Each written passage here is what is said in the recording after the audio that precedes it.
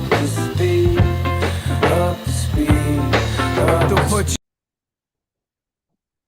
Live from the apocalypse, it's you, me, and us makes three. We are here. I am Dan O, state of the game. My co-host K Diggy has called out. He's at home watching inspirational commercials and crying. That's what he does when he's not here. You know, I am professionally annoying. Thank you for coming back and getting information here from us. We've got big things in the works. But this, I am so happy to do this because it's all been leading to this, right? So Freemusicempire has been around since 2010, right? But the first 10 years was me writing mixtape reviews into oblivion, right? Just like throwing them in there. I just wanted non-racist 500-word straightforward reviews of mixtapes up there so people could know what was happening.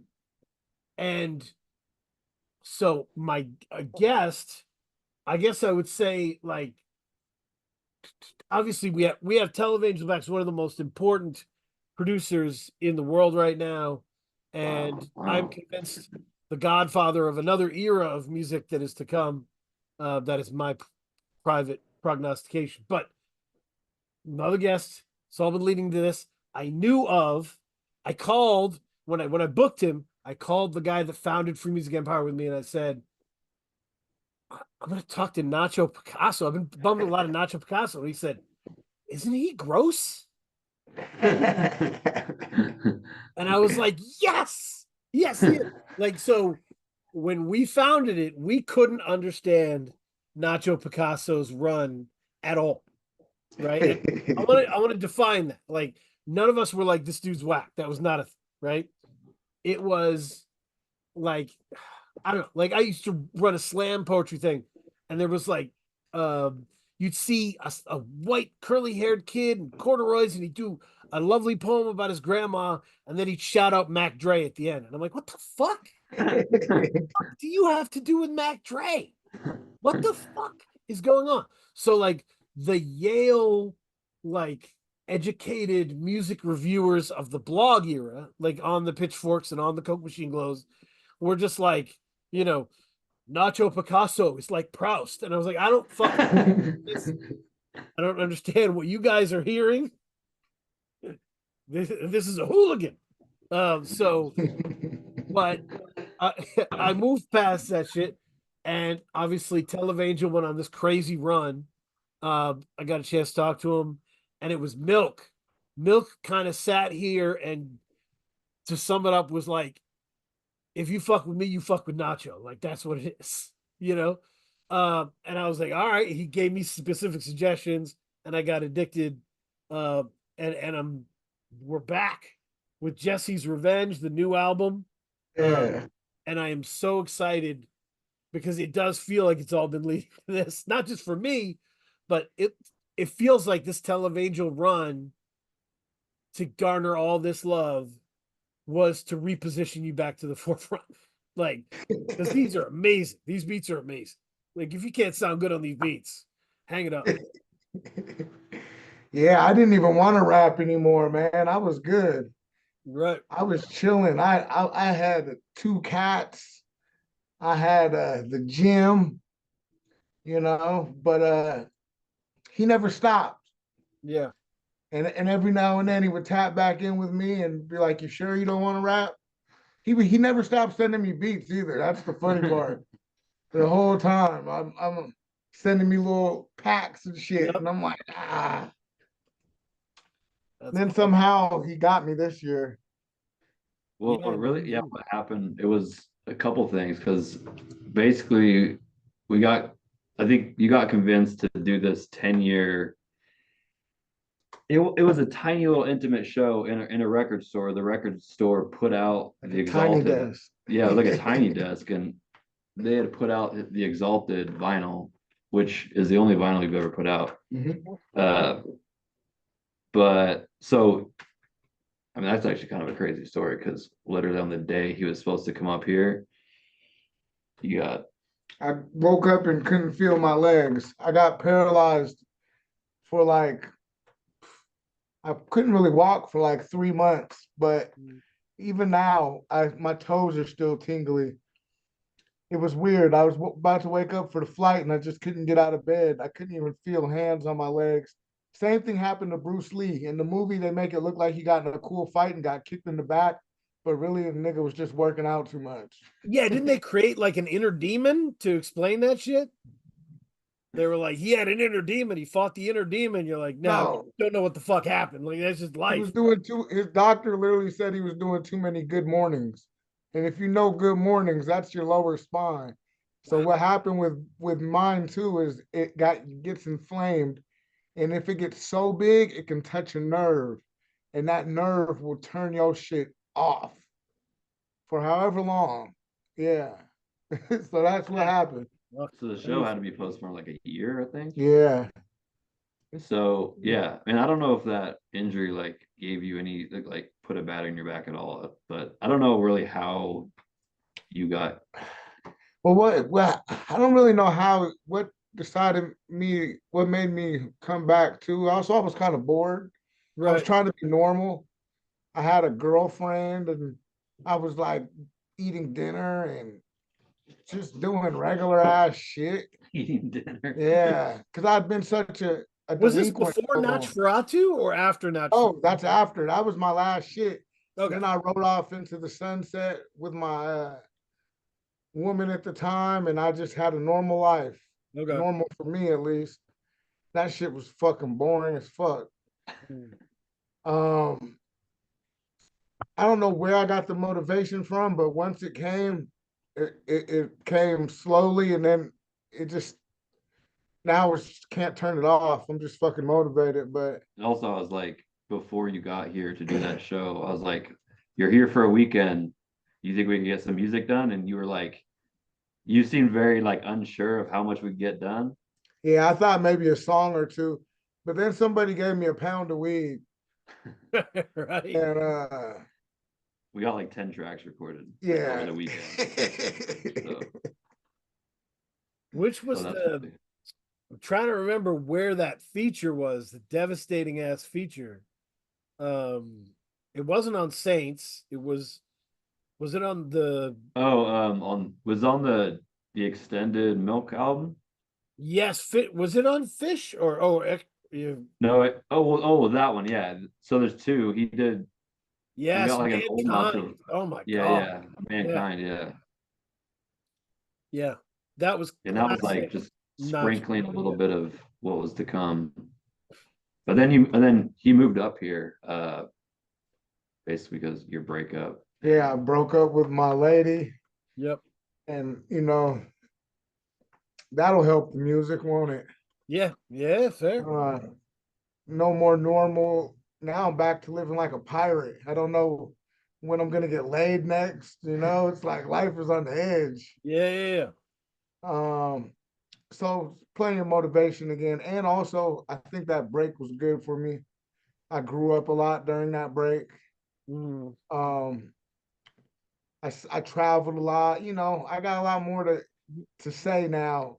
And I'm ready to say it. I guess shit. It's crazy seeing how many people describe the album as like introspective and like that because no one's ever described your music like that prior to this album. I was on cocaine. Yeah. It's hard to be introspective when you're coked out. I think a better way to say it, because like introspective has become like a catch-all term. Right, yeah. Like, hey man, this isn't fluffy or dismissive, right? There's something here, Yeah. but there's no like I would say Jesse's Revenge. You could use this.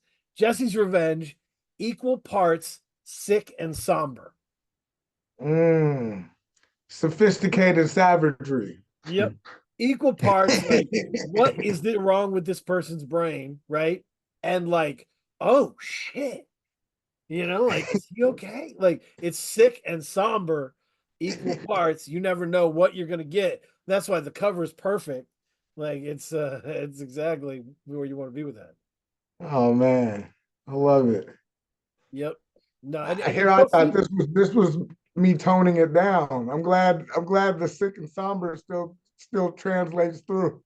oh man, some of the craziest shit that I've heard this year in all the directions, right? Like, um, I mean, I think the line, if I had to go one line where I was like, "What did he just say? Like what? Like bring that back?" kind of thing.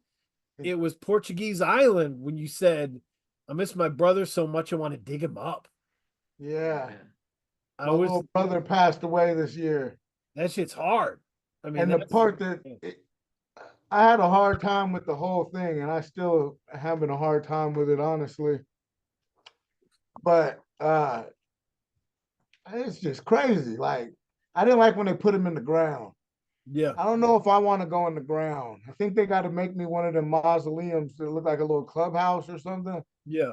want to be above. I don't. Yeah, I don't know. Something about that just fuck. Yeah, I and don't and know that. like Yeah, I don't I know what wish I regular could do some funerals. zombie shit, have my bro back. Yeah, I don't know what regular funerals are like, but like Jewish funerals, everyone like shovels a little bit of dirt into the thing. So I had a family member, a dear family member of mine. Everyone kind of did the dirt shovel into the thing, but then nobody wanted to keep shoveling, so I just kind of sat there. And I was like, I don't know, man. We got to get this dirt in here. So I just kind of did the rest. Like I'm like covered in dirt. I look over near the end. I'm looking over, and there's somebody who works at the graveyard being like, perfect, good job. Like, thank you for that. Yeah, that was one of my dream jobs was to be the old guy that works at the graveyard. Yeah. Would be one of your dreams. Once It's I saw how much school you had to go to work at the morgue, I was like, all right, graveyard it is. Fuck. but yeah, no, this is a wild thing. And while you were chilling, 2019 to now, you were watching Televangel just like throw crazy shit out there. I don't know if he was really I watching was that. watching. Okay. Yeah. I It's saw him working with all these motherfuckers, and I was like, you guys are playing with my friend. You know, when you're on the playground and you see your best friend, and all of a sudden he's playing fucking wall ball with somebody else. yeah, I'm like, who these guys are playing fucking wall ball with? And then I started listening, and I was like, wait a minute, these guys can fucking rap. Who are these guys? And most of the people he's been working with, I've become fans with in my during my time off, especially Milk. right. Absolutely. Milk is great. It's yeah, it's weird. It's strange because you're like they're discovering how great Televangel is, and I was the first one to make the joke that everybody pretended they always loved Televangel like immediately when that when the first that I think it must have been before Neutral Milk Hotel. What Televangel? Which was the project that really blew things sideways for you? Would you say? Probably like the Metatron's Cube was kind of like the Metatron. first. That was the first one that got me on the run, really, because I really wasn't making that much rap music. I took kind of a break from like I put out an album with De Niro as Young God in like 2015, 20, I think 2015, 2016 Yep. or something. And but after that, I wasn't really doing that much. Like here and there. Well, I did like the Green Over South albums with Squatta B and Pepper Boy, but that was before I changed my name. Yeah. And in my mind, it's like a different era. And then after that, I kind of stopped. Just I was doing my own like electronics, sort of like instrumental stuff and whatever. I hear you. No, it's yeah. After Metatron's Cube, we were all just like, "Oh, of course, Televangel, one of the greatest," and you were sitting back there like, "Ah," you didn't know, you know. So what were you observing about people understanding Televangel's sound? Like, how do you think of Televangel's sound in terms of what makes it different from what everyone else sounds like?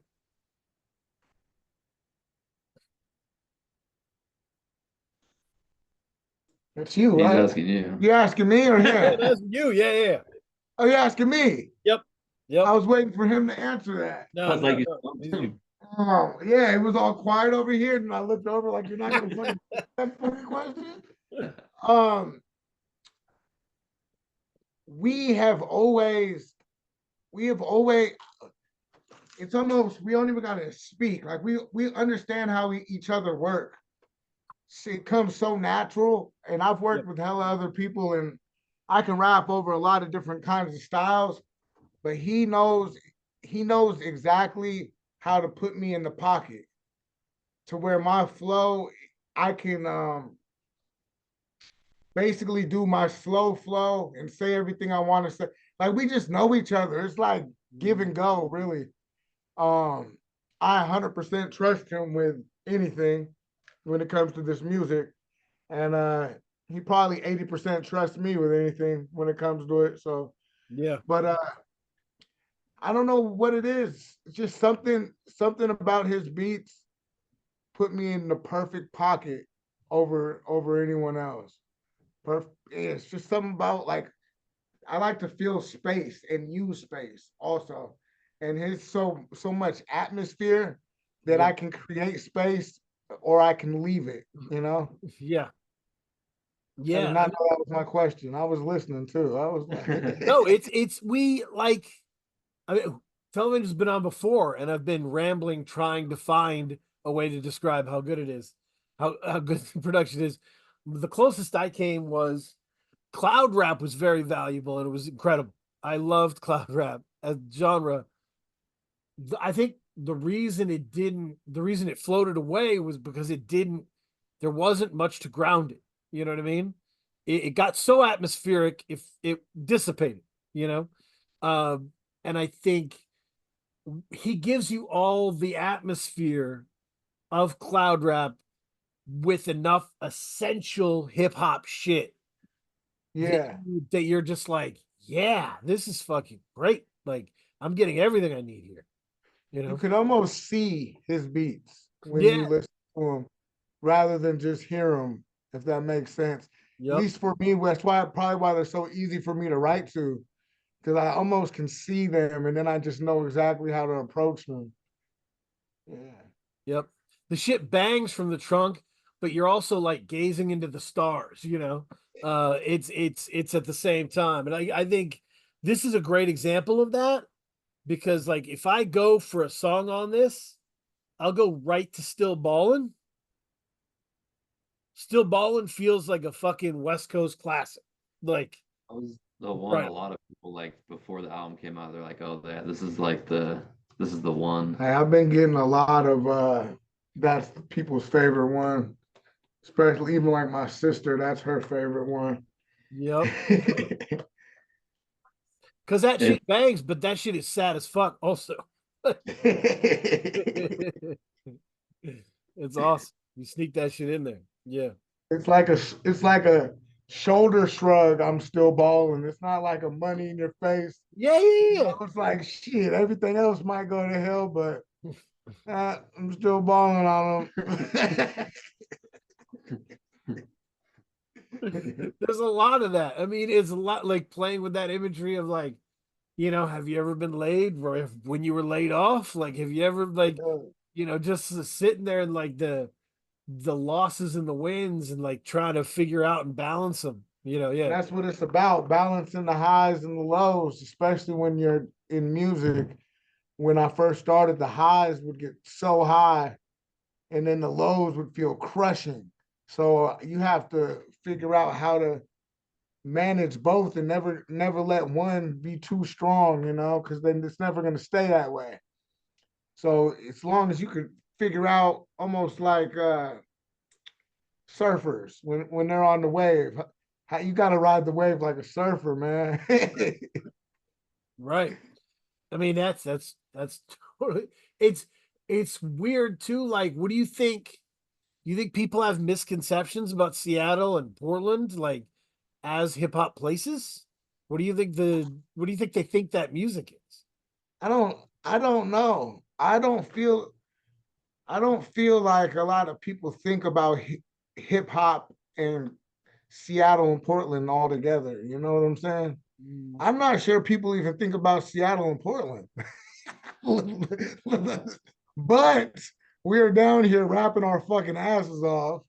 You know what I'm saying? Yeah. I mean, they both definitely have reputations of being like white cities, but it's like that's not accurate fully. Like Especially Seattle, especially you'll get Seattle, robbed. like it's not. Don't Right. fuck around.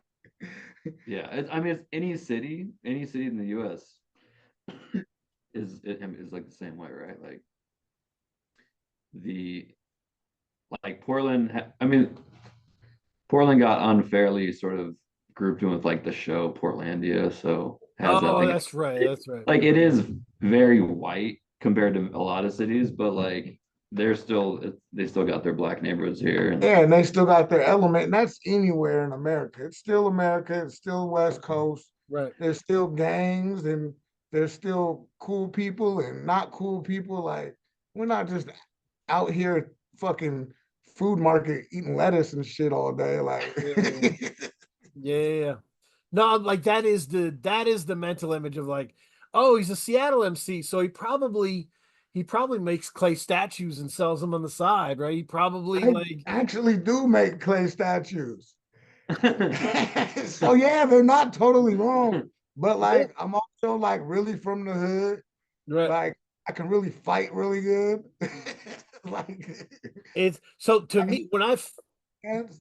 yeah, when I first think of of like Seattle hip hop, I think of like the Blue Scholars Common Market kind of I love those guys. yeah, Those were the homies, man.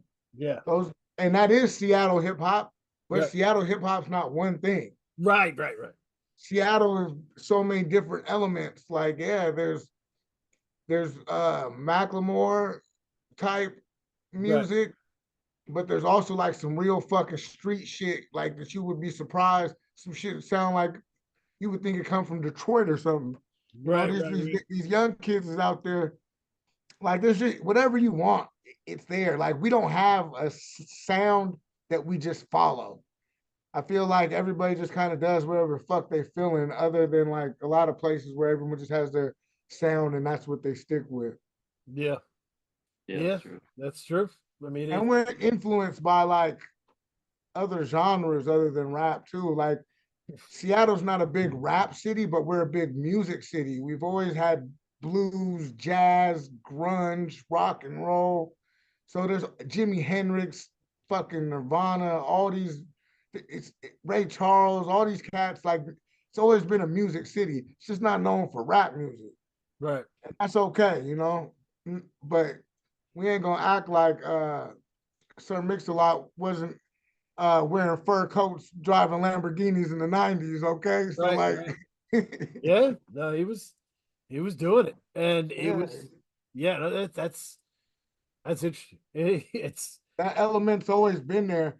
You think about someone like Sir Mix-a-Lot. He came out what the '80s. yep. How many of his songs are still getting remixed on the beats, or people are still borrowing his flow? Like I can name numerous down south, East Coast, don't matter. How many people have borrowed the Posse on Broadway flow or beat, or Mhm. Nicki Minaj with the big Right. butt song? Yep. Like, yeah. So and like, so obviously, like we're still in there. We're still part of it. You know Absolutely. what I'm saying? Absolutely. It's a lot of it is about perception, right? And like when great artists put their city all the way on, it makes them think about it different, right? So now that's Televangel and yeah, it Metatron's Cube changed a lot of things for this. Like people were like, oh shit, where did this come from? Um yeah, Suede's been doing great work, so yeah, it's and putting on for it. So yeah, it's who did when you were listening to Televangel's run, you said you became a fan of Milk. Was there anybody else that stuck out to you where you were like, "Oh, what is going on there?" Well, I was mainly surprised on how good everybody sounded on his production. Yeah, I'm like, maybe I'm not that fucking good. Everybody else is sounding good too. Shit. I'm like, maybe it wasn't me. But I don't know, man. He just makes it real easy for me at least. Like I said, we've been working together for what, like 10 years? Yeah. It's like what's understood ain't got to be explained with this one. Right. No, it's it, and I wanted to give you credit as somebody who deserves to be in the Negative Space Hall of Fame. Like it's, I guess I think of being like a negative space specialist as being like a knuckleball pitcher who like a great knuckleball pitcher. And everybody's like, that shouldn't even count. That's a trick, you know, you're out. Sorry.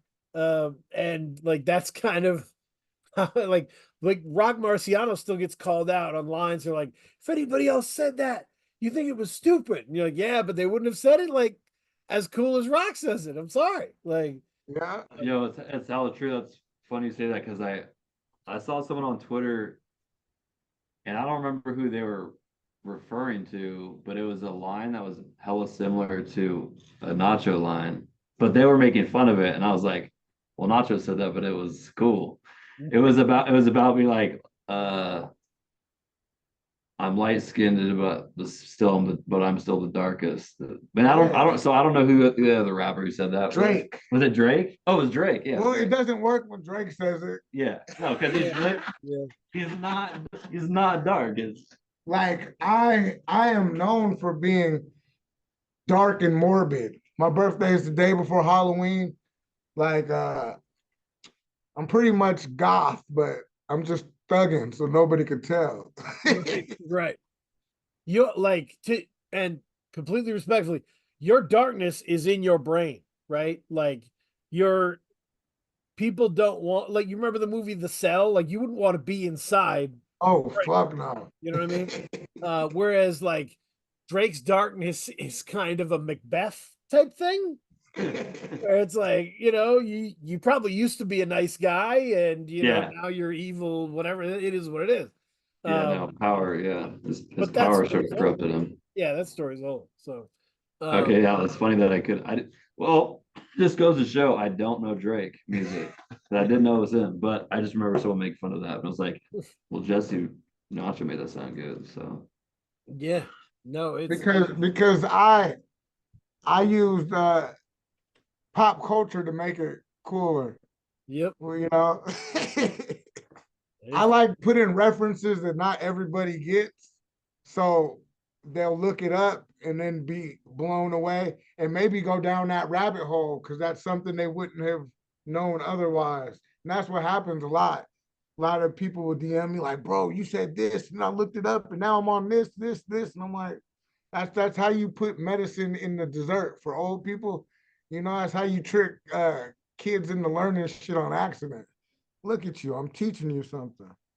That's right. I mean, it's, you know, and that was one of the things that really stood out when I went down the rabbit hole was like, this motherfucker is a nerd. Like I grew up in comic book stores, dude, like walking in, being like, I want Detective Comics number 578, you know, like that kid.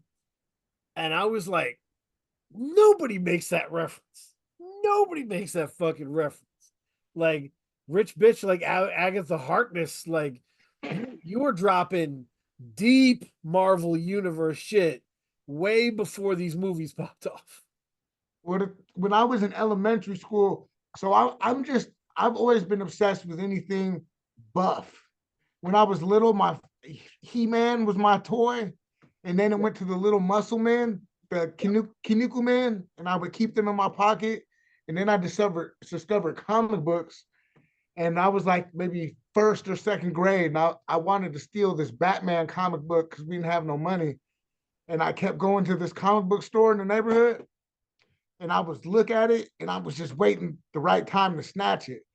But after the second or third time, the dude working there, he knew I was coming to steal the comic, and he was just like, I'm in there looking all suspicious. You know, when you're little, you don't think you're looking suspicious. I've come back 3 or 4 times and have bought nothing.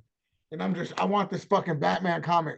Right when I'm about to take it, the dude's like, "Hey kid, just take the fucking comic."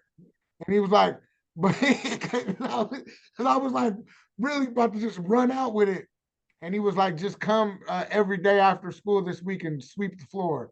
And I did that shit for like 3 years. And this nigga gave me so many comic books. That's the best. What a story. I love that shit, man. You could That's tell I was getting ready to pull a run out.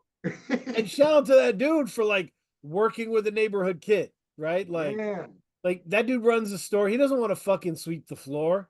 You know, exactly. He's probably smoking weed in the back. I was you just running a coming business, to you leave don't the want to sweep comic. the floor. Yeah, yeah, that's awesome. So I had a crazy comic book collection, man. Yeah, Growing up. that's We awesome. like basically you've been playing off the perception of, or like playing off the idea that he's misperceived by the audience, because when he first came out, the first video we dropped was just like, it was sweaters, so it was just like you're rapping about tattoos, and people had this misconception about who he was as a rapper, or who he was as a person, really, because it was like, it was that, I think we talked about on your podcast before, it was like people were using the term swag rap as a Yes. disparaging term. Yeah, before it was mumble rap, they were attacking the swag rappers. Yeah. Yeah, And then a couple videos later we put out the Marvel video, and it was like little by little they realized, okay, there's he's, yeah, like he looks the way he looks, but he's got these nerdy interests and I'm an crazy alpha references. nerd. I've never been scared. In my neighborhood, all the shit that I liked was not cool. right. Niggas didn't like to see me drawing. I could draw. My parents were fucking painters and poets, my nigga. So like niggas would see me draw. Nah, we can't. Nah, nigga, they can't draw. Can't do nothing. Can't watch anime. Can't read comic books. Right. But I could always fight, and I always got pussy. And normally, the only bad thing about being a nerd is you get picked on and you don't get laid. Right. I have been getting laid since I was a baby, and I can fight fairly well, so nobody picked on me. So I was able to kind of move in my nerd element and like just be who the fuck I was. Like, what are you gonna do? You're not gonna beat me up, and I might have sex with your girlfriend if you keep teasing me. So it's just like I can operate, and now all these things are cool. Now all these little kids are telling me I don't know anime and shit. I'm like, bro, I've been watching anime since you weren't even born. But I get it. They're trying to gatekeep something we were scared to gatekeep. Well, and that's the wild shit to be on the other side of that is like there was definitely a point a few years ago where I turned to my wife and was like, I fucking won the culture war, dog. Like I grew up in Maine reading comic books, listening to hip hop, being called not the N word, but the W version, right? And like you fast forward to now, and I'm fucking out here with a foot ninja clan of kids that are just like that. You know what I mean? Yeah, They're repping it's the amazing. shit. Us nerds are thriving in this new era. Yep. So all the people that were bent on that shit, why are you into that shit? They took the L. Like Yo, I got $10,000 worth of toys, and they're toys, but you put them in glass cases, right. and you can still get laid. So like, like if you don't like this, I will literally fuck you in front of Goku right now. Right. I will like we're nerds. Girls want to come over and watch anime, hot ones Right. now. Like we're winning, bro. Yes. Yes, absolutely. Yeah, And it's I funny. think, Like every rapper likes anime now, Right? and literally every time I go to Nacho's, like he has like two TVs, and one's always has anime on. yep. He's always watching some weird shit. Yeah, I'll be watching some obscure. Hey man, I watch the regular anime too, but I like a little titty in my anime. Not full on hentai, but a hint of hentai. Is that the Yeah, almost like soft hentai. Like soft? there's still a story, there's still like certain things going on, but it gets a little weird. Soft Hentai would be an incredible Nacho Picasso album. Hey, That don't threaten me with might a be good something time. you work on. But yeah, this like to get back into it. I mean, in terms of the ability to use negative space and the ability to shock your audience. Televangel was talking about how, you know, the fearlessness of using all these things, and I was thinking like, no, that's like if you feel like you're mispercepted, Nacho Picasso gives you a great like lane to go in, because your response to it is not like, I'm gonna shock you because I'm kind of pissed. You think that this is it. It's like it's almost like a prank show. Like, Yeah, oh, there's a you lot think of I'm gonna go left? satire Right. and Oh, you think I'm shit. gonna go right? Middle. Yeah, keep them guessing. Right. Because Right. also, like, I've lived a long life. There's lots of layers to it, you know. And I always tell people, like, don't ever reform too much. You always got to keep a little bit of danger in you just to get you out of sticky situations. Yes. But like, growth is good. Growth is amazing. And as I'm navigating through life, sometimes I realize I wasn't right. We do that in life. Yep. Uh, but it's my job, if I steer people down the wrong path, bring them back. I've learned it's easier to get people to do bad things than it is to get them to do the right thing. Yep. In my experience, boy, I make the bad things look fun, and I I can't never get no one to follow me to do the positive shit. So, Yep. like I said, we just gotta like mix the medicine up in the dessert. We're Yep. putting pills in pudding. Yeah. No, and the you don't change. Like, one of the things that bothers me about rappers is when they change their tone because they're being serious. You know what I mean? They're like, and I'm like, no, don't do that to me. Like, no, don't make this a very special episode. Come on now.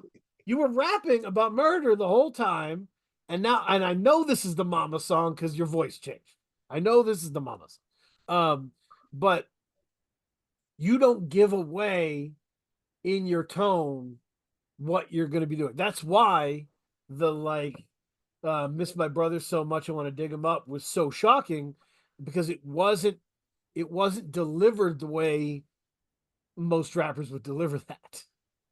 That's actually exactly how he is though as a person. Like he's gone through a lot of shit, but he always laugh after it like that. So it's like I have a really, really dark sense of humor. And when I try to be funny, nobody laughs except for me. I laugh before I could even deliver the joke. But when I'm serious is when people find me to be hilarious. When I'm the only one not laughing is when I'm the funniest.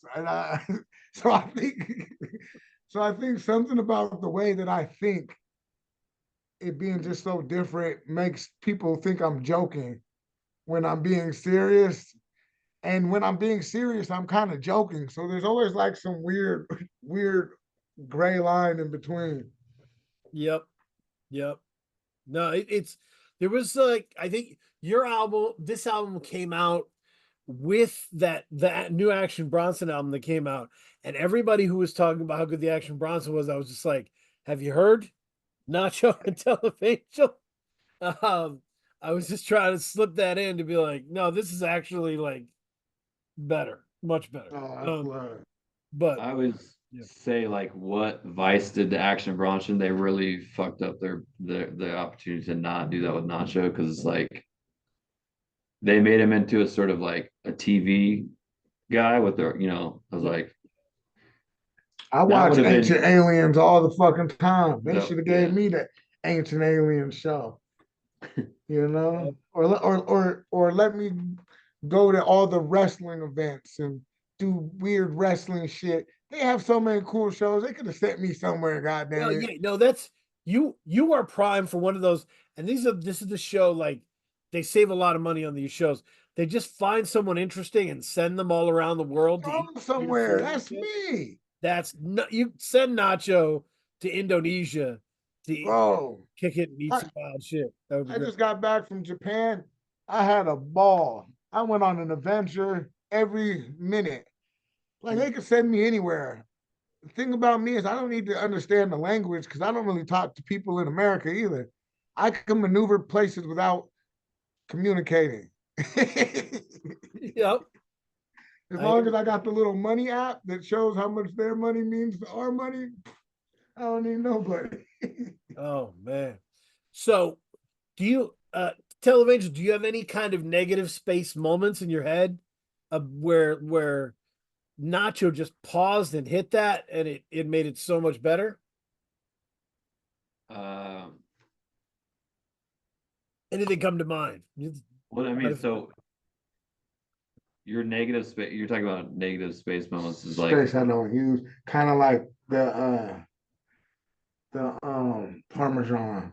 oh yeah, And yeah. then just long ass pause in between. Yeah, yeah. And oh, should have said chicken parm. Well, yeah, no, I mean in general, he's one of the top whatever slow rappers out there. Like he can rap fast, but like I actually think it's way harder to rap slow and good than it is to rap fast.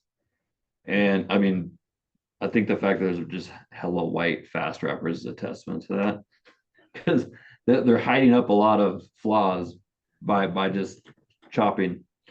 So in general, like I think the fact that he sounds so cool with such a deliberate slow flow, there's not that many rappers that can pull that off, in my opinion. Right. But yeah, like what Nacho just said, the where he basically wrote in a mistake into the verse, like on Mazzy Star. It's like I cut out the beat and he says, I should have said chicken parm. Like it's just like you obviously were stoned, I'm sure. We're like you wrote it out and then you're like, wait a minute, I'm just gonna like I'll put it in the song, man. That's And awesome. sometimes I'll troll, like I'll rhyme words that I know people are predicting me to rhyme. But then I'll explain why I rhyme that word. Some of it just would be a throwaway, you know. I do weird shit with when my creative process, our creative process is so crazy. Sometimes I'll just write raw dog, no beat, no nothing, and then try to put it to a beat. He'll give me a beat that it finally goes to. Then I'll come back and he'll have switched a whole different beat and made one all like, yo, we just be bouncing ideas. We're not afraid to try new things, and we're not afraid to like, oh, that wasn't it. But like we don't give a fuck. We don't really have rules in here. Yeah. true. Like I knew like I know working with him, like he's not gonna expect me to give him like the trendiest sound or like yeah, I feel like I can literally give him anything, like anything rap like that's rappable on, and he'll be able to rap on it. Yeah. And once I lay the tracks down, I totally trust him. Once I lay my end down, I go home and sleep easy. Like I ain't never got to worry about what the fuck he's got going on. Like I think we just totally trust each other. Like quarterback, running back. You feel me? Yep. Like we Like sometimes you'll just rap on something I have. Like I know in my mind that this is not going to be what this track is going to end up sounding like, but it's like we just need something to rap on. yeah, I call them skeletons. Sometimes you just send me a skeleton, and I just need something to lay down, and he could build around it. You know. Right. No, it's yeah, and it's the Televangel's process with the post production and the mixes, like it was a whole different language for me to figure it out. To just the first time I heard this album, I was like, man, this is like Shine's first album. Like when I heard it was like the music, can I hear his voice? And then like the second I was like, oh, I get it. It always takes me a few listens to understand it because it's a whole new language. Yeah, Shout out to Suede. Suede broke this shit down. like for me, because I'm very stupid and old. And he was like, yo, like rap mixes aren't necessarily the way music should be mixed. Like sometimes the music should be in front. And as hip hop listeners, we're not programmed for that. You know what I mean? So like that's why I think Televangel plays with that a lot more than a lot of people do. Yeah, and I don't think everybody gets it. Like we wanted this one to sound, so you know how new movies sound, all that fucking surround sound, that's cool. But we wanted this one to sound like a black exploitation almost. We wanted you to hear cigarette pops and shit when you sat down and into the thing. And Yep. and those, not everybody gets it. Okay, next album we might just Might do something cleaner for you. yeah, we want whatever, but this is what we wanted to do, and that's how we expressed it. Right. And stop DMing me about it. Right. If you know the person, that this is one of the things I've done for me.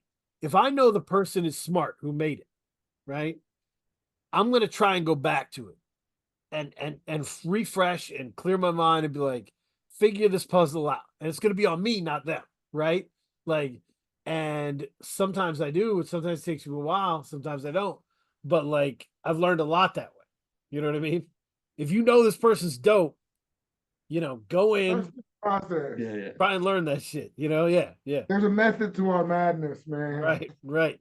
And Yeah. it's but this one is so different. It's so interesting. Yeah. If you saw the cover, you saw the visuals that we're putting up on Instagram.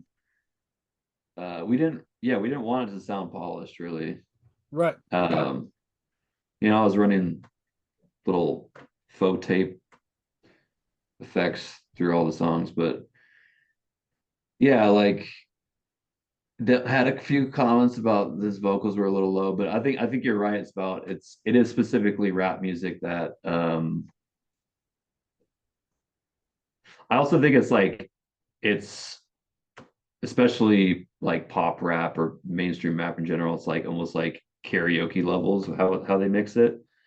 I mean, it's not bad mixing at all, obviously. Like the product is good. It's just like, yeah, sometimes I want to mix more like how a band would be mixed. I think I've said that before. It's like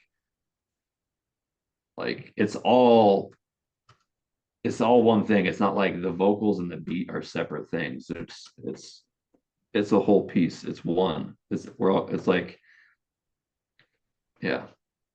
Yeah. I don't think people listen to any rock music and they're like, oh, I can't hear the vocals. Like, and also I'm someone that grew up listening to like a lot of shoegaze music where it's like,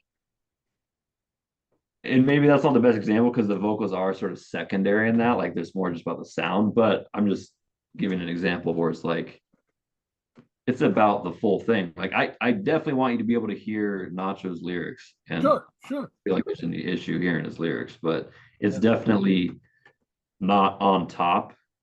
Like, I remember used to hearing people be like, oh, the backtracks are really good. Like, people who were like didn't really know how to describe music that well to be like, they call it backtracks. It's like, you don't want to like, you know, like referring to beats as backtracks is like, that's not, you know, the beats and the vocals, they're equal parts important, you know.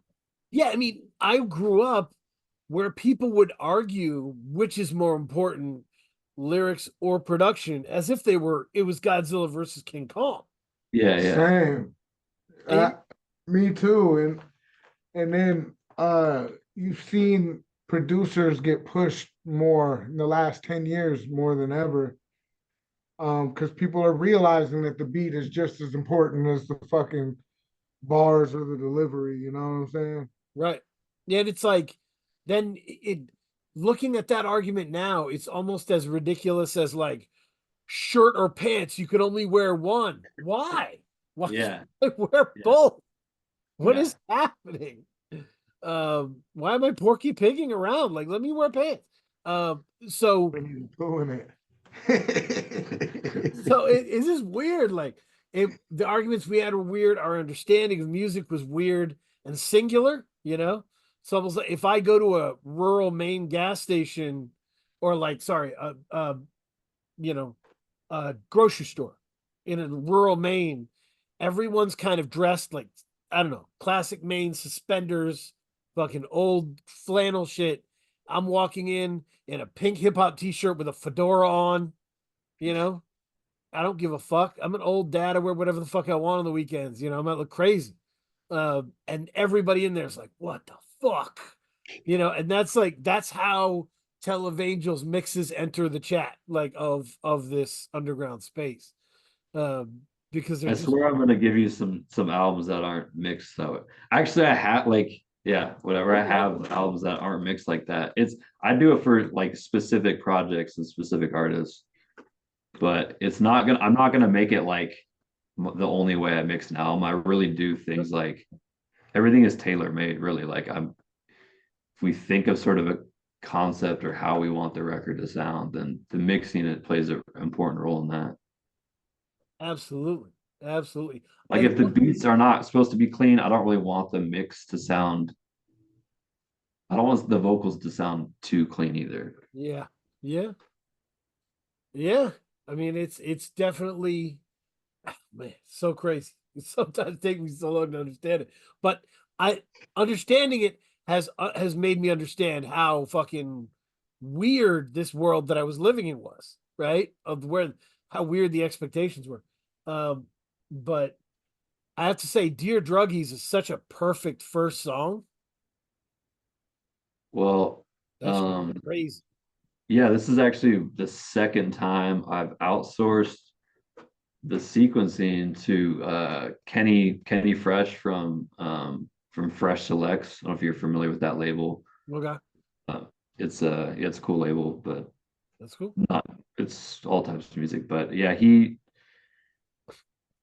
just like it's Milk's homie, and he's like he loves making playlists, and I was like I really was not sure. Like I don't feel like either of us were super sure how we want the sequence to go.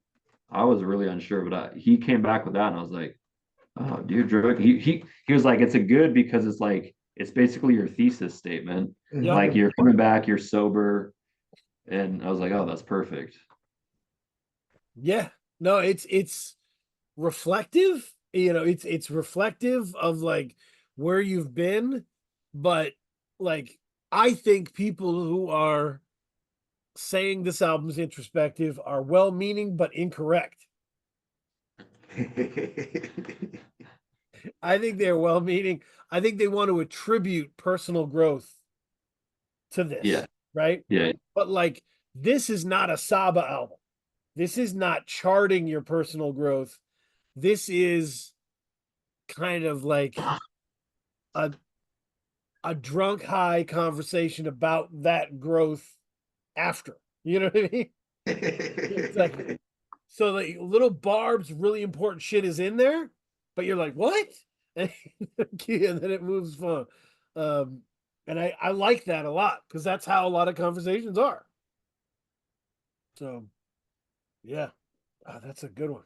The so yeah, that was so Dear Druggies was part of that sequencing that came back from Fresh Selects. What did what did you think, Nacho, when that was attributed as the first song? Did you understand that language? Yeah, it made sense to me. Um, a lot of my fans are used to the sex, drugs, and rock and roll aspect, and there wasn't as much on this project. So we just got it out in the up and let them know. Here's my letter to you guys. You guys are still important to me, but we ain't doing that this time. So look, we're gonna start off and let you guys know, bam, this is where I stand with that. But I love y'all and I'm glad y'all came. But it's gonna be a little different.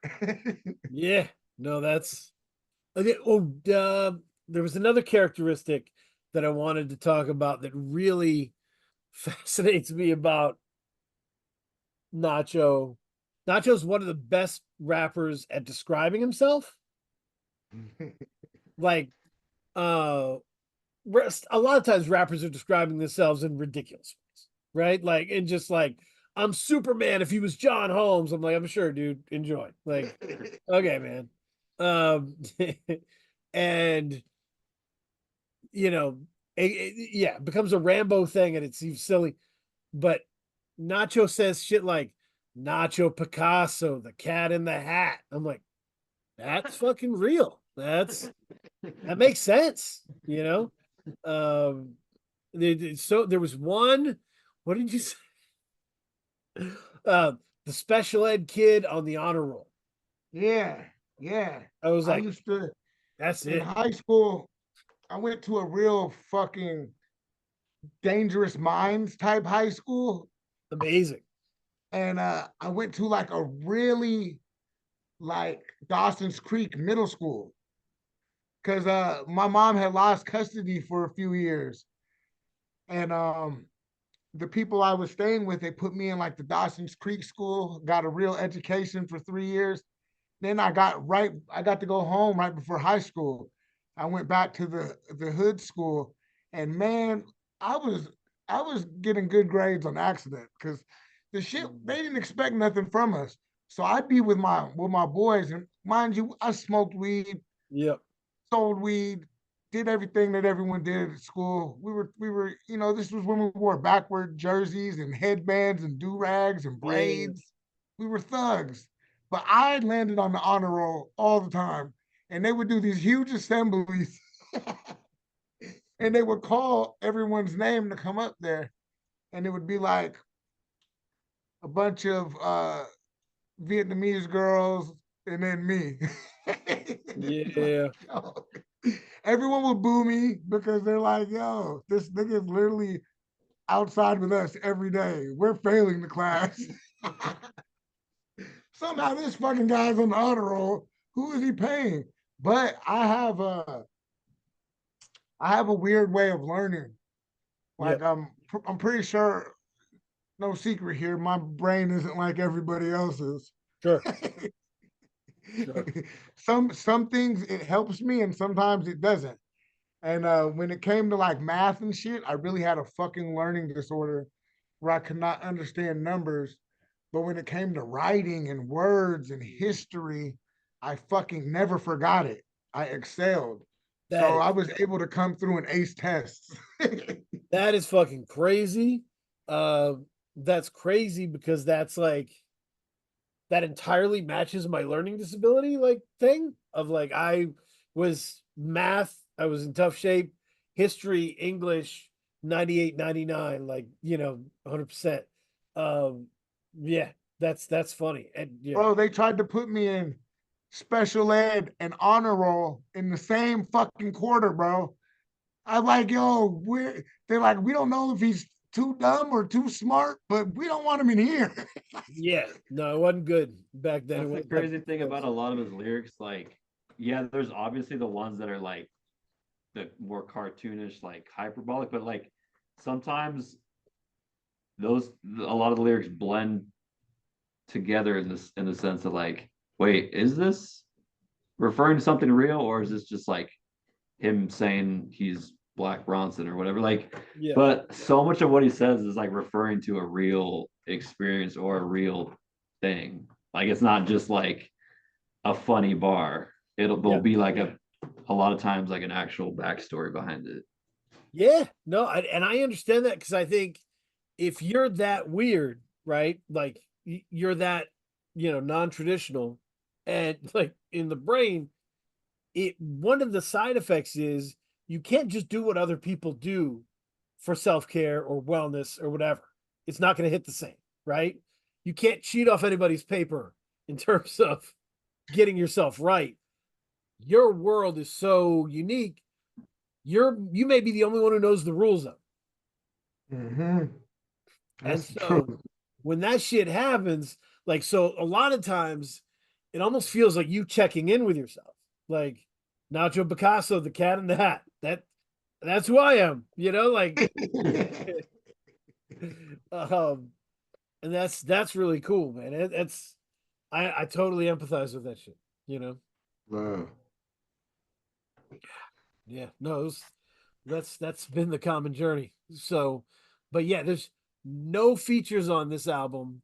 Was that a conscious thing, or did you guys look at it and go, "Oh shit, look, we filled that all up"? Damn. Like I had a couple ideas in mind, like, but I don't want to also for one, I didn't want to just get a feature just because like I thought the name would help. Just because I also think that his style is so singular that he doesn't necessarily work with like a lot. Like I don't feel like he necessarily gels stylistically with lots of artists. Like even if he'll be on a feature and it'll sound good, but like, well, there was one where I was like, oh, Bruiser Wolf would be cool in this. I'll say that. Um, but yeah, overall, like we were like, let's go back to how we were making music 10 years, like, well, over 10 years ago. Like when we first started, we weren't really, we might have had a couple features, but they were like friends, you know? And I'm not about to be begging no fucking rappers to Right. make music with me, you know? Yeah. If I could, if I had like a huge budget and I could just get whoever I want, I would have the strangest features Oh ever. man. I don't want to make fucking music with half of these clowns. Um, Rap wise, I would probably only rappers featured would probably be Sauce Walker and Cameron. Oh wow. But I would want FKA Twigs and Lana Del Rey. Can we put FKA Twigs with Sauce Walker? Yes. Yes. Yes, that would be hard. Yep. And then me and Lana, we just need to go back and forth on a song. Yeah. That is definitely that's one of those for the ages. That would be great. I would sample the harmonica from Spice Girls. Say You'll Be There. There's a harmonica solo. Yep. It's a mean fucking harmonica solo. I would definitely sample that shit. Whoever plays harmonica and Spice Girls, Say You'll Be There. What is that song? The Lana Del Rey thing reminds me of there's a Tom Waits song where he's just like hitting on Bette Midler in a bar. Yo. And like they do the back and forth of it. I think I know what you're talking about. I know for a fact I'm Lana Del Rey's #1 black straight male fan. No way anybody else. I'd be driving around with the pistol on my lap, feeling like a white bitch. I'd be bumping Lana so much. Like there's nobody who likes her more than me from the hood for sure. Yeah, the last 2 times he's driven up to my house, he's been listening to Celine Dion and Spice Girls. Yo, I'll kill a nigga for Celine Dion. Hey, we don't tolerate Celine blasphemy over here, man. You know, she's a treasure, Canadian treasure. All right. Amazing. Don't ever disrespect Celine around me, bro. You guys should listen to it. It's called I Never Talk to Strangers, and it's a duet with Bette Midler and Tom Waits. Okay. And the You song had me at Tom Waits. What's up? You had me at Tom Waits. That's my guy. Tom Waits is at the bar drunk, and they're like he's just hitting on her. Like and the song is that. It's crazy. Yo, one of them was when I was little. I think it's Bette Midler. I used to get so horny. This Bette Midler thing used to come on, and she would like sing and she'd like change her clothes hella. Yeah.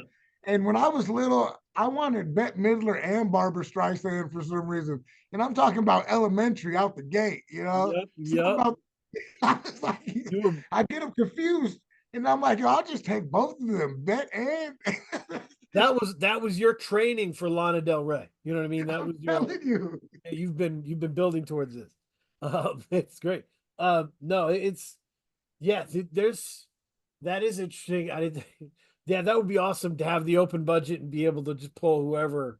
And I would save so much money because I want who everyone else don't really, you know. I mean, besides Lana and FK, they're huge, but like to me right now, like kind of how you say people were like he's so blah blah blah, but then you're like he's a goon. That's how I feel about Sauce Walker, but reversed. Everyone thinks Sauce Walker's just like some pimping dude from Houston, and I'm like, yo, he might be the best rapper rapping right now.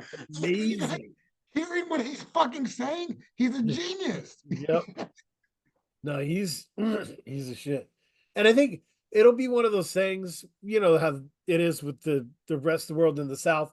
If he ever does an album over East Coast production, then everybody will discover that he's good at rapping. Oh, God forbid Sauce and Alchemist ever cut a fucking album. Right. All of a sudden, he'll be, That shit will he'll be wearing fucking- dope. Yeah. Yeah. People act like they liked him the whole time. Yep. No, that's hilarious. So I'm yeah, there was, I was just gonna say, I will say it does work better when like trap rappers rap on East Coast or slash boom bap beats versus the other way around. Like I'm not usually trying to hear boom bap rappers rap over trap beats. Unless it's Lupe Fiasco. Oh yeah, word. He dropped the Ignorant mixtape way back in the day, like when he first came out, and it was like over like Mike Jones beats and like hella like whatever was going on, like Swisher House shit, and he was popping it. Yeah. So Lupe is the only conscious nigga I want to hear rap over the trap. Yeah.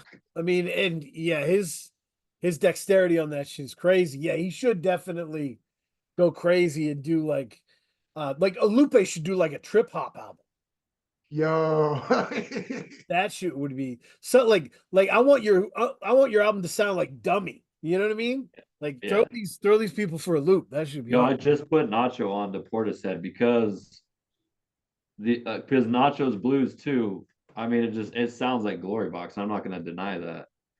And I was like, I love the idea of him rapping over like something that sounds like Portishead. And he hadn't listened to that album, so I went down the rabbit hole and very 007, very Nintendo 64 James Bond, like waiting menu vibe. I was like, yo, this should go.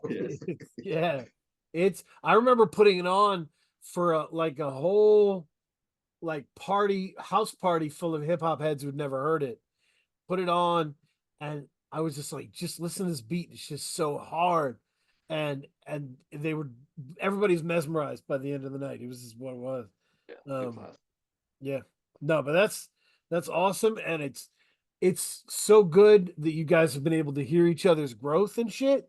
And bring that. And I'm glad you're going to get credit on this for how much you've brought to the game. You know what I mean? Like how much you've genuinely given the people for all the work you did. And this current run revives people's interest in all of that. And you don't, I don't think you run any risk of any sort of people getting offended by this shit because it's either playful or coming from a place of known damage. Like I'm working on my shit. And so you can't get mad at people who are in that space. Yeah. I mean, certain things are satire. Right. And if people do get mad at them, I kind of expect it sometimes. But then I'm always surprised on how well things go over. Yep. There's been shows and concerts where like dude's in the front row with like his fucking kid. And I'm like, all right, nigga, I'm coming on stage now. All right, give him that look like you should. And sometimes they'll at least back in the day, by the time On the Bitch came on, everyone, you either wanted to be there or you didn't. I would always see someone cutting through the crowd. But don't take it too serious, and also don't take it for what it is on the surface. Like, you know what I'm saying? Like I'm very complex. The music's complex. He's complex. Like it's basically the Da Vinci Code. Like I'm still trying to figure it out, and I'm the motherfucker that made it. So it's my wife and I keep having the same conversation where she's like, sometimes I don't know when you're joking, and I'm like, sometimes I don't either. Yeah. And I think that there's a little of this in Jesse's Revenge of like, you know, it, Yeah, really. especially like a lot of it, like on like I really hate these kids' haircuts, Yeah. Yeah. and I really hate these big lashes and all these weirdos in the club. Like Yeah. that's just observations of what's going on around me. But when you get into like something like pimps used to wear gaiters, now they wear Crocs, right? Yeah, it's the There's same something thing. like where like there's a feeling like we lost something there. Oh, we're losing recipes for sure. And like there's a mourning of that of like we used to be right out here, and now we Right? all look like we're in our pajamas all the time. Literally. Yeah. Yeah, we've talked about that a lot. The people, kids wearing pajamas. Yeah. And it's, you know, hey, I'm I'm over here. I'm Yep. I will say what I say, but I'm not gonna judge anything too hard, and I'm damn sure not gonna try to sway anyone. And I feel like everyone takes everything so serious right now. Right. Too serious, if anything, right? I think everybody needs to be a little more, be able to laugh at shit a little bit more. Cause like, come on, man, this shit's all a fucking joke, Right. even if it's serious. Yeah, man. No, it's been I've been enjoying people checking in, but I think I I know you're a big fucking deal from the mixtape era. You know what I mean?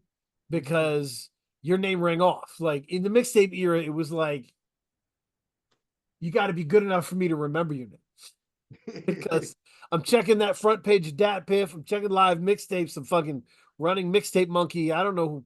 You know, you might have one good one be out. You know, but you know, shout out to my first follower, Mookie Jones, pimp rapper from Texas. But you, your name always stuck because you were always doing good work. And so I'm excited for another generation of more developed fans to hear that because the fans nowadays are better at listening to lyrics than they've ever been. Mm-hmm. And so I think that is, you'll finally have an audience that's like this sharp, you know, like, and And I want understand. this new era to be like the Hitchhiker's Guide to the Galaxy for the generation underneath me, Yeah. or the kids that 10 years ago were teenagers and now they're fucking approaching 30 and they're Yep. not knowing how to navigate.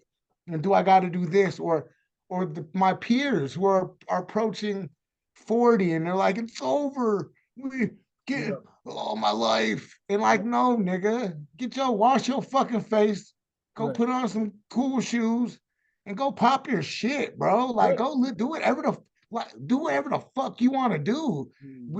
We don't have to apologize or fit any fucking, like, basically I'm just ushering a next generation to let them know, like, you don't have to get old and die. Right. Right. No, it's yeah, it's just different now. And you know, your responsibilities change, but like, yeah, it's been fun to be because like I always felt like when I was young that nobody gave a fuck what I thought because I was a Mhm. kid. You know, they were just like, whatever, you know, when you're older, we'll listen to you. And now people are like, what do you think? And I'm like, me? Really? And it's dope. It's dope. And I'm able to treat my son differently so that he always feels that respect. But I played my son a Nacho Picasso song today. We're doing getting these dishes right. And it was funny because his reaction was the exact same as when he heard Bruiser Wolf. He just looked at me and he said, Dad, what is this? Like, because he's 10, so he's heard Illmatic. He's heard like, you know, Black Album. I've been giving him like a diet of like digestible but lyrical kind of things, right? And he's starting to like learn it and value it, but he's not ready for the abstract shit yet. You know, he's not So ready. I had a homegirl. She grew up like listening to my music for like, she's younger. She's like approaching her 30s. And she DMs me and she's like, why did my 14-year-old little brother just come in my room talk about, have you heard Nacho Picasso? And I'm like, yo. That's I'm awesome. like, bring them on in. Yeah. Usher in the new generation. And this time I don't have any cocaine or anything, so they'll be all right. Yep. Yeah, I Yeah. remember about it as high school. Literally. Tom Hanks in '88, big kids, you know. Yeah. No, it's yeah, and I've played 89 Crack Spot around the place while he's been in the room and been like, I don't know if he's listening too hard. I don't know. We'll see. This, Pussy battle, what is that? Pussy battle ram. yeah, that might that be means. something that he talks about with his therapist when he's older. You know, we'll see. We'll see. That might be on So me. my mom, when I was the first concert I ever went to was George Clinton Funkadelic concert. And my mom said I was like fucking 4 or 5 years old. Soon as he started playing that bass, I just ripped my little shirt off and just started doing little weird baby dances, and everybody just started copying me. So like I've always been about that. Like my mom, man, I remember she took me to a Sir Mix-a-Lot concert in like middle school, maybe. And like, yo, all the girls were pulling their titties out in the crowd. And I was just like, Right. yo, and there's like girls on stage shaking their butts. And I'm like, yo, this is what concerts are. So like at an early age, my mom could never get a babysitter because I was a bad kid. So Yep. like I was backstage with Ziggy Marley when my mom was smoking joints and shit. And this is like at elementary school. So I've always been around music, and I don't know how, but we always got backstage. like I've always been really into concerts and like seeing good acts. Like my mom was just it's me and her. We going to bumper shoot, we going to whatever the fuck festivals, anything. Wasn't your dad? Yeah, that's awesome. Yeah, my dad was roommates with Eddie Hazel, the guy that did Maggot Brain. What? Yeah, my dad was a guitar player too, but he was also a poet, and he didn't really stick around to raise me, but he would always tell my mom, he's like, if my son, yeah, that's where I get my voice from. Well, actually, they both got fucked up voices. Right. But my dad always be like, if my son wants to know me, tell him to listen to Maggot Brain. And then he died when I was like 15. And then like 10 years later, I was like, what is this Maggot Brain that he's always talking about? And fuck. Yeah, First time I heard that song, yeah, it was like a world of emotions, you know. So that's always been an element that's just been around me, from music to writing. Like you just kind of inherit shit. Eddie Hazel, one of the best to ever do it. I mean, that's amazing. Yeah, and I think Parliament legitimately the best band of all time, in my book. But yeah, Maggot Brain is crazy. Yeah, that's awesome.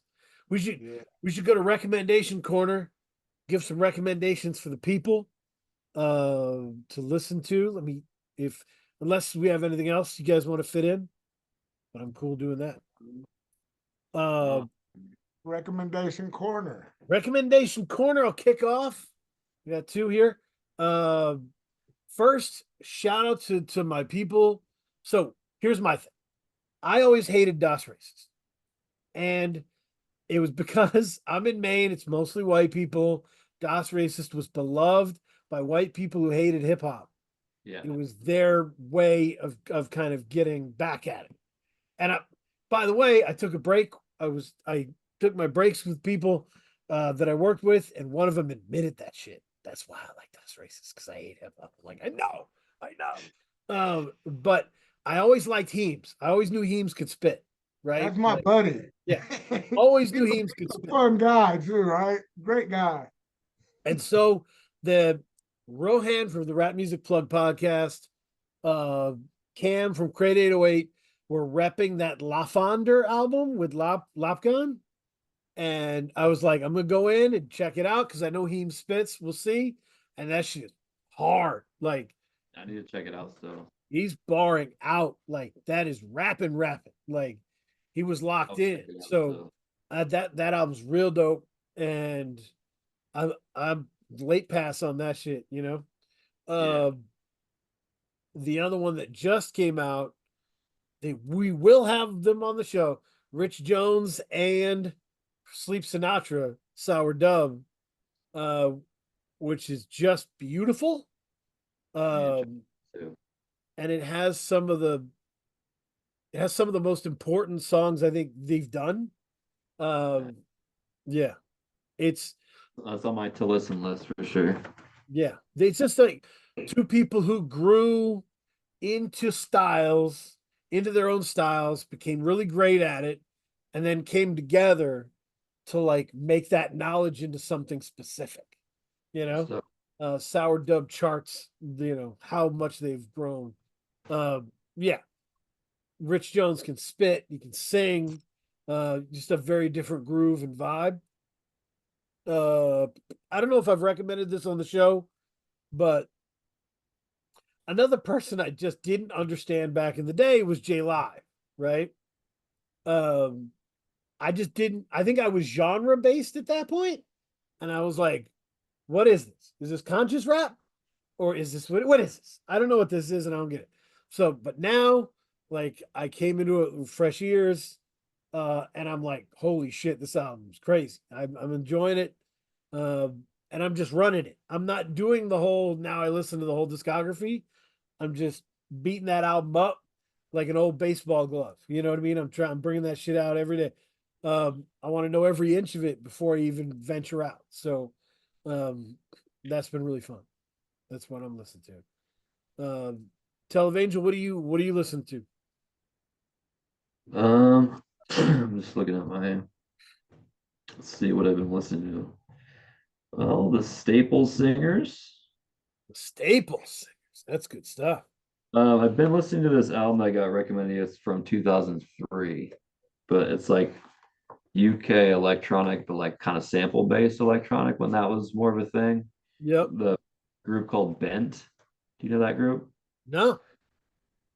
It's pretty cool. I definitely recognize one song from like when I used to work retail back in the day, like they would play it. So definitely they got some commercial stuff, but it's cool. It's like, yeah, sample based, kind of danceable, but not actual dance music, I would say. Yeah. But they sample all types of random stuff like country too. That's cool. What else I've been listening to? The new Slick Devious EP. Slick Oh, Devious. the homie from Portland. Yep. His writing is just really funny and good. Um, I've been listening to Makami Yep. a Yep. bit. There is a new Beth Gibbons album from uh from this year. I need to dig into that one. Yeah. I need Yeah, to. I need to dig into it a little bit more, but I find that I haven't been in the right place to listen to it yet, but I, I'm gonna be listening to it more. Uh, that's yeah, that's pretty much. I'm which. I'm which. The what do you Nacho? What are you running? Let's see. I got a little type O negative vampire music. Do it. I like to lift weights to vampire music and like weird Russian techno and Yeah. fucking what's the one group I like? Doma Mochat or Oh something. yeah, yeah, that I band's love cool. like I love all right. Here's if Guy Ritchie would put it in a scene where someone's getting chased, I love that kind of music. Like like like early Stooges, like uh oh fuck yeah. yeah, Or even like what is it, the Prodigy, like weird shit yeah, like that. Like yeah. I'm an action figure. I'm ready to jump out the car while it's moving.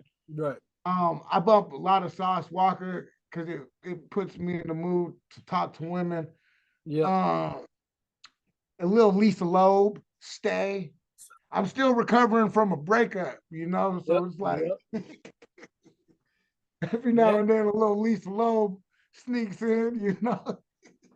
Man, there was a lady I worked with who looked like Lisa Loeb, and I was just always, Yo, I love a 90s alt girl, okay? yep, What's her is it Liv Tyler? Is that Aerosmith's daughter? Yeah. Yeah, yeah, that's yep, so bad. yep, Bring whatever genre that was back. yep, Put yep. some glasses on her and a little weird sweater and call it a day. Yep. I mean, well, to me, like my advice for anybody working in a cubicle-based environment, corporate environment, uh, if you run to a girl who is your type, exact type, be extra professional. That's what I would say. Lay on the professionalism because you don't want to be in the HR office explaining your fucking shit. So extra professional. That's actually I good. I was in a one-on-one meeting with my boss, who's a black woman in South Carolina, and I was like, I'll never tell any woman at work that she's beautiful. Not a thing. Not gonna do it. I'm not gonna be in that office. Seems like common sense, but I imagine it happens a lot. Yeah. Never not gonna get me. See, the way you avoid this is just by not going to work. Right.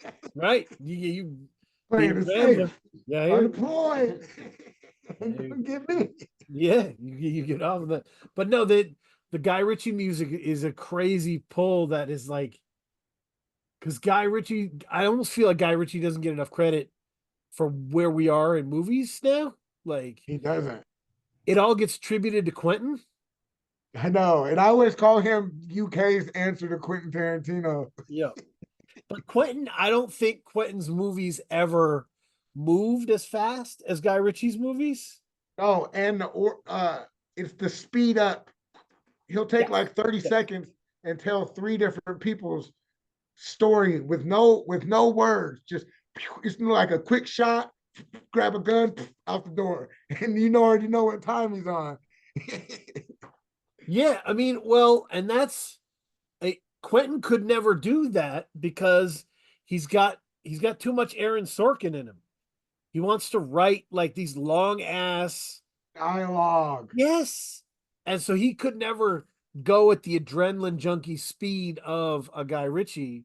Uh, and I think that's some of those moments to me are better than a lot of his like.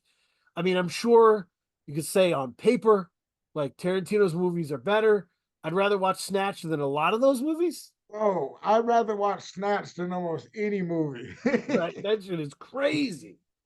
Like I was already on board with Lock, Stock, and shit. Yeah. So, but Snatch was like that was his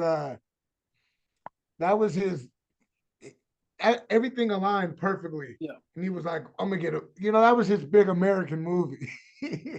That was his Godfather 2 and shit. It's like, oh, Now he's doing fucking shit like Aladdin and shit. Like we don't even know. He's getting sneaky Disney money. We ain't even paying attention. that's yeah. No, he's out there making it, and I appreciate it. So that's been cool, and I got people recommending, like, because I don't know if I told you that my son is listening to a new rap album every week during the summer. I'm assigning him. He's writing a paragraph about it, how he feels about that shit, and like, I don't want to over inundate him with suggestions and shit. So it's been fun to throw it at him. And so people are starting. I'm putting up polls, and they're voting on what they want to do, and we're debating what there was like. The poll was like Predator versus Predator by Ice Cube, Shadow of a Doubt by Freddie Gibbs, Philadelphia Freeway by Freeway, or what was the fourth? There was a fourth one that was within that wheelhouse. It was like, yeah, but I'm just trying to oh no, it was Kamikaze by Twista. That's what it was. Ooh. Yep. We'll probably have to. I mean, I would think the Ice Cube album is more important to the world because I remember like I was a little kid when that album came out, and I remember how important it was. But if I had to pick Yo, that Philadelphia freeway got some slabs on it. Crazy. It's yeah. I mean, and Wicked is like an undeniable ass song. That's like a crazy song. I want him to hear that at some point. But yeah, all those. I mean, he knows Just Blaze at this point. So I'm like, this is the Just Blaze playground you want. We'll see. But yeah, I appreciate everything. This has been awesome.